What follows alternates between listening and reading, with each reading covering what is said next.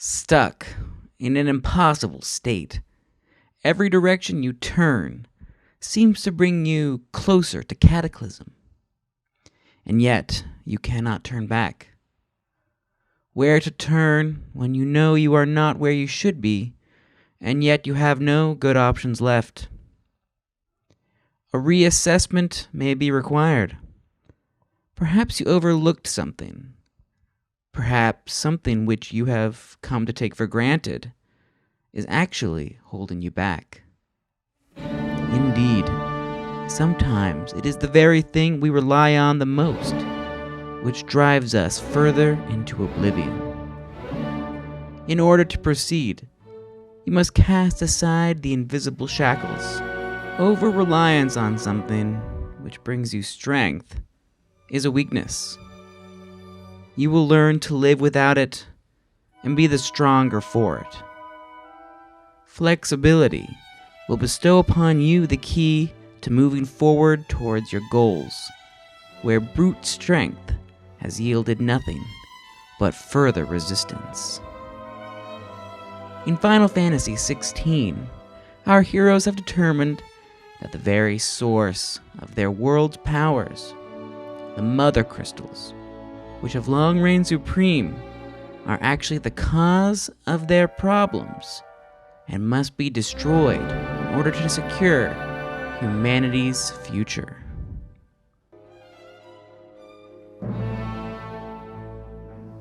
Final Fantasy is a great looking game. Inside cutscenes and outside cutscenes, it's always a pleasure to see the events unfold. Final Fantasy XVI toned down the usual anime style, putting the character models with more natural and muscular looking character models, which gives the game a sense of maturity, which may have been lacking in some previous games. Landscapes are appropriately epic. Coming to this game out of Starfield, I can really appreciate the attention this game paid to scale. Castles are huge. Walls and towers are epic and truly tower over you. When riding through the woods, you can really get a sense of being immersed in that landscape. Of course, Final Fantasy is not a true open world. Each area is artificially enclosed. However, this game is an example of quality over quantity. The areas are enclosed, but they are also sufficiently large, and the borders don't look artificial. It's hard to offer an open world game and also make every area fleshed out with detail. Final Fantasy XVI reduces the options the player has to navigate, but they make up for that lack by making sure every area is truly stunning. It's a minor complaint. However, the camera work in the cutscenes with characters during side arcs and mid-level conversations are just too static, as are the character models. The characters are stiff and the shot, reverse shot, repeat aesthetic gets repetitive. It's a very dialogue-heavy game. A major issue I had with the visuals arose midway through when the world darkens due to the skies. The game handles this in the laziest way imaginable by simply dimming the entire game. Dimming it so much, in fact, that it can be difficult to see. This goes on for about half the game, in all areas, inside or outside, whether there are lights on nearby or not. They simply didn't pay attention to good lighting in this part of the game. I had to turn my TV settings to vivid just to get enough contrast to be able to see what the hell was going on in the game.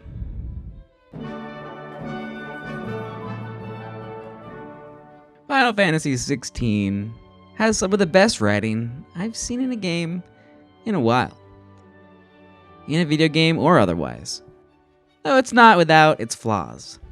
The story itself has a Shakespearean bend on the fantasy genre, while honoring the original ideas from the Final Fantasy franchise. There are a lot of twists and turns, political intrigue, and sudden gruesome deaths. The game's story reminded me of Game of Thrones.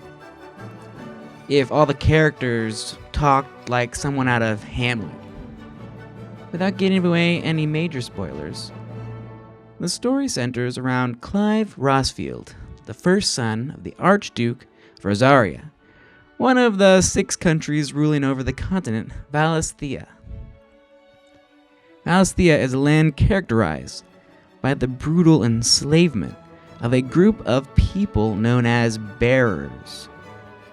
Bearers are able from birth to use magic without the help of the powerful crystals which the ordinary people of Valisthea have become reliant on.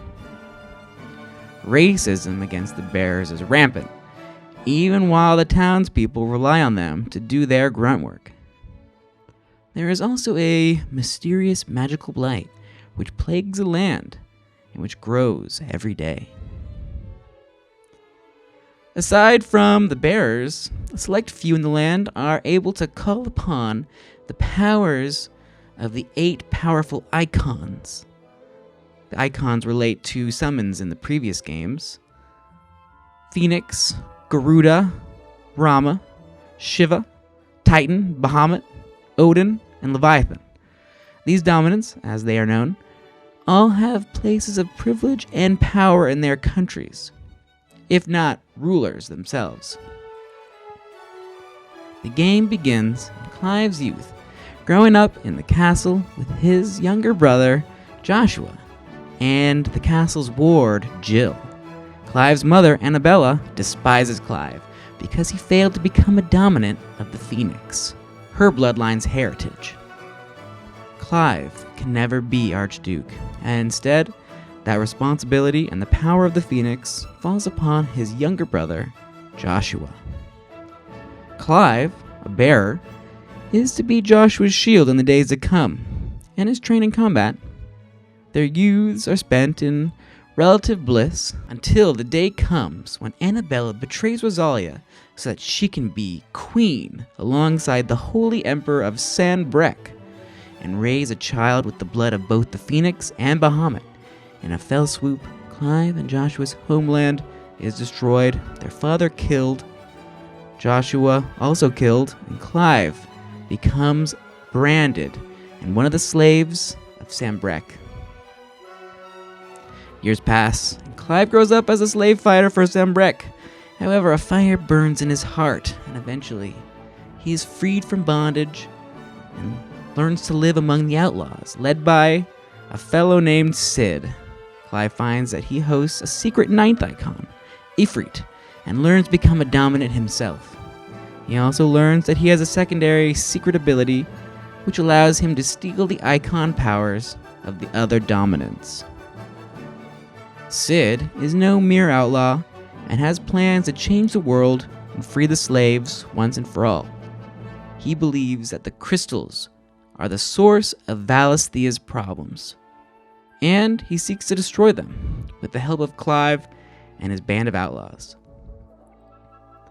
The remainder of the game follows Clive and Sid's struggle to seek vengeance against Annabella, free the bearers, and fight the mysterious villain, Ultima, and destroy the crystals once and for all.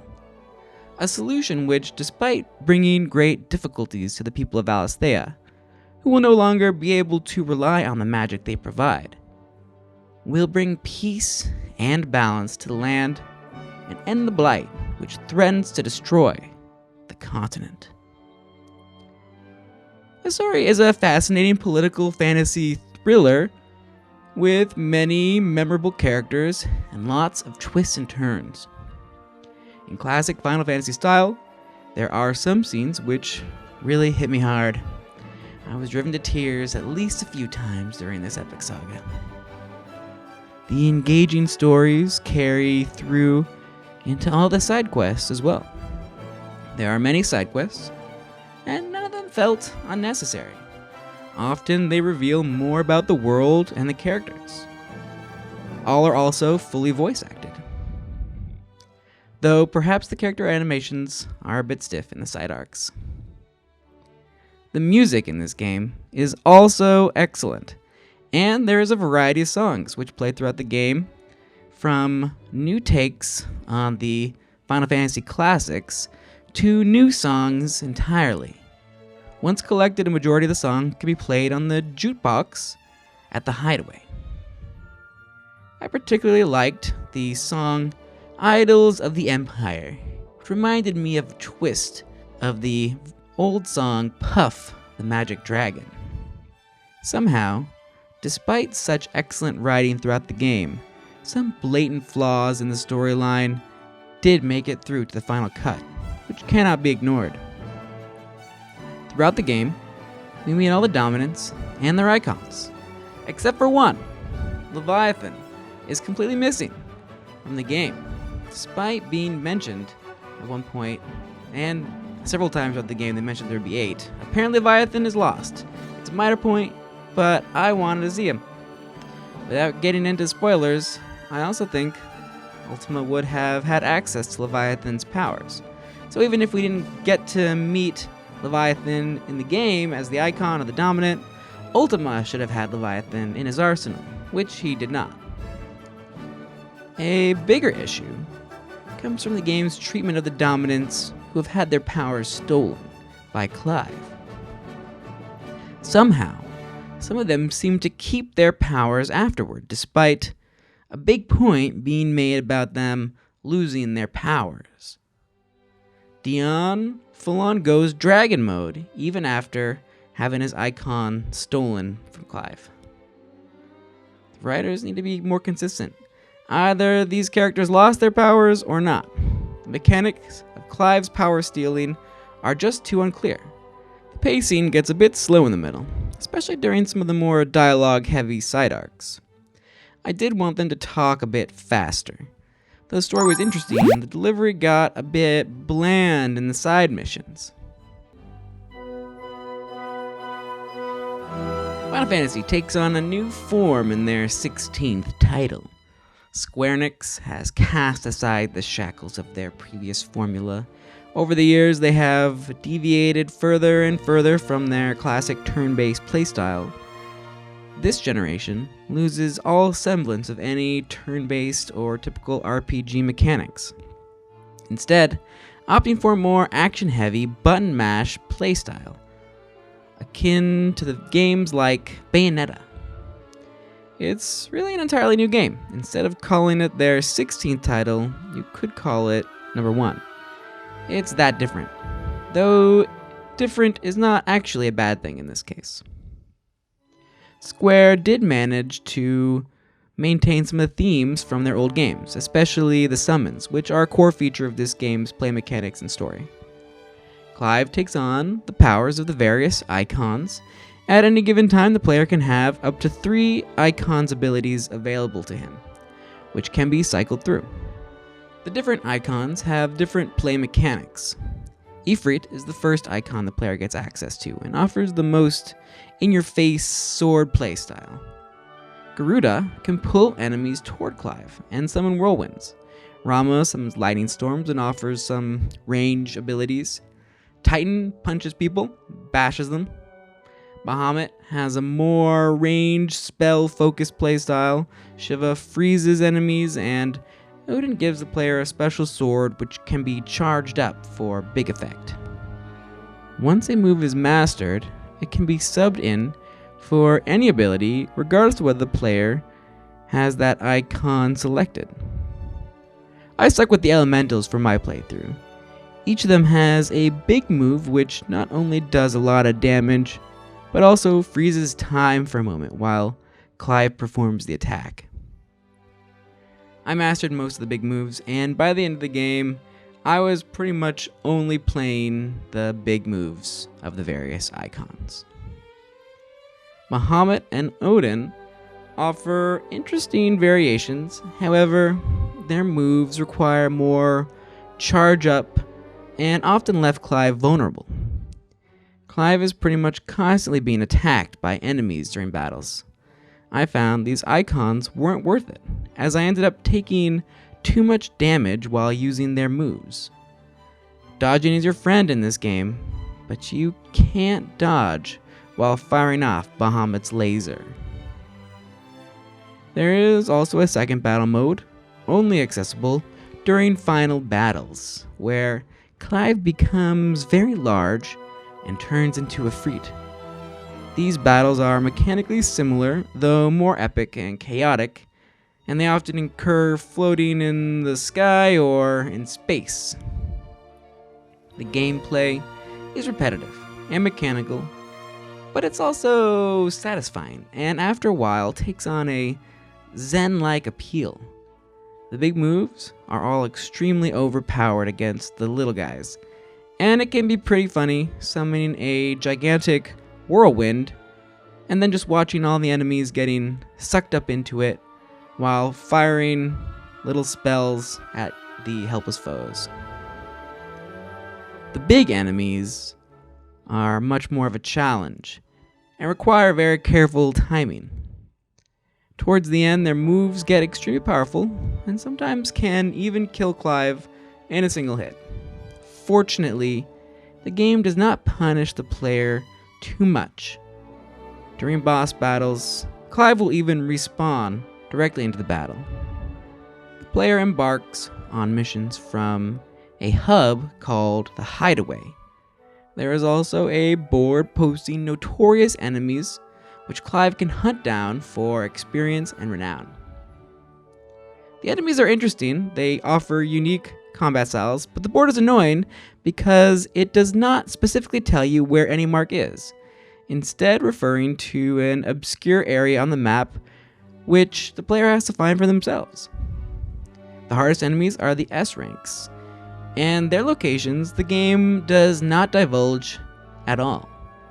It's not like I'm gonna search the entire map every time there is a new notorious mark, so I just had to look them up. The S ranks are actually the hardest battles in the game. There are no double S or triple S ranked enemies. The game gives the player areas to explore freely, but it's not an open world. Instead, each area is specifically enclosed and the paths between them are defined. The player will go back and forth between new and old areas as new side quests pop up.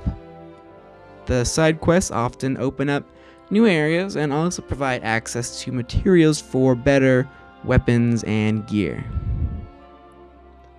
The player can teleport to specific locations at any time. There were times when the ability to teleport kind of broke up the pacing of the narrative of the game, as side quests would pop up between important cinematic events.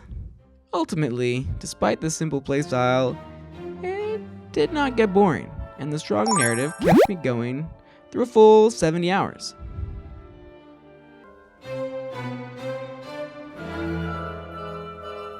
Final Fantasy XVI is a welcome change of pace from the old games, which takes on more mature themes and offers a completely new playstyle. It's really an entirely new game.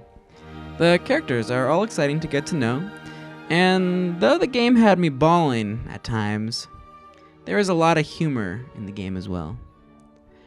I'd recommend Final Fantasy XVI to fans of the old games who don't mind a totally new playstyle, fans of button mashers like Bayonetta, and fans of the Game of Thrones series. Don't play this game if you want a classic turn-based RPG, because there is none of that here. In future titles, I would like to see more variety in the gameplay. The current system is good enough. I would have enjoyed being able to interact with the world in a more interesting way than talk, kill, repeat.